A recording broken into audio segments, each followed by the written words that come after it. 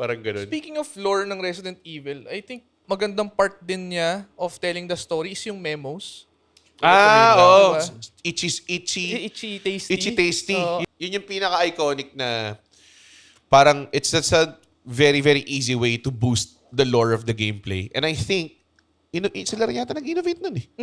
Kasi hanggang ngayon, ang daming ganyan eh. Pipick up ka ng journal. Naglaro ko ng Expedition 33. Ganun din eh. Yeah. Ang dami mo rin nakakuha ng journals, di ba? It's telling the story without using cinematics, Yes. di ba? Tapos ikaw as a reader, as a player, gumagana yung imagination mo na na-imagine mo yung nangyayari.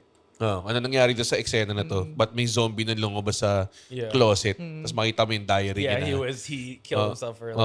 I like how it built up the what do you call it? Regenerators. Yeah, they were saying like there's this weapon, whatever. Like, binibuild up like, nila. What is this? And then all of a sudden, infrared, and the like, oh god, that scared the shit out of me when I was growing Gusto up. ko yung mga parts na mapupunta ka sa isang lab, tapos may mga cages or may mga tubes. Tapos may isang nakawala. So, May isang butas. may isang butas. Tapos makakabasa ka ng memo na day something.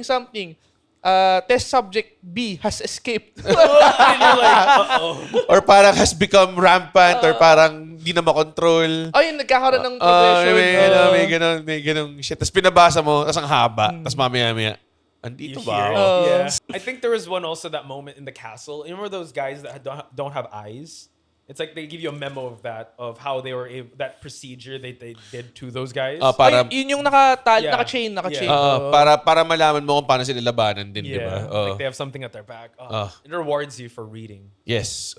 Kung di ka nagbabasa, tulad ko, may Tulad- time na gano'n ako na Guilty. na parang, tayo na to, di mo matalo. Parang Pag ganun. walang highlight yung memo, walang green. Wala. Oh, di ko babasahin Wala yan. akong pakialam dyan. Skip. All right, next. Natuto Let's na ako go. kay Itchy Tasty eh. Pero ang ganda ng memo na yun eh. Para sa akin, nag-define yun ng, again, ano naman siya. Hanggang ngayon pag sinabi mo Itchy Tasty, Google mo nga Itchy Tasty. Tsaka may gumawa ng short film about Itchy Tasty. sa YouTube. Sobrang, about yung, kasi ano siya eh, diary siya day by day eh. Tapos mamaya-maya, incoherent na siya magsulat eh. Kasi infected nga siya. Yeah. Parang gano'n. Tapos mamaya-maya, kinain niya yung kaibigan niya, di ba? Parang, kaya Itchy Tasty. Kasi nakangati daw siya, ganyan-ganyan. Mamaya-maya, Feeling feverish. mga gano'n. Tapos mamaya-maya, parang may kumakausap daw sa kanya. Tapos mamaya-maya, kinain niya yung kausap niya. So ako parang, oh my God. Yeah, wild. Napakalupit talaga ng Resident Evil. May nag-comment na bakit yung ibang sulat niya, kung sulat man siya, iba legible, yung iba hindi. So meron pang remnants of himself na natitira.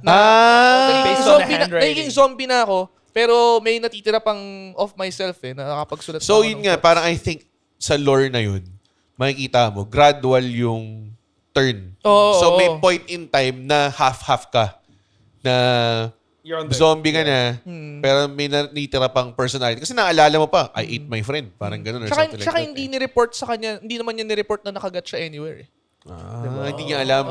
Hindi niya alam na nakagat. Hindi niya Ang alam feeling na. niya, feverish lang siya Angas nun. Itchy Tasty. Putang ina. Yun na lang gawin yung remake.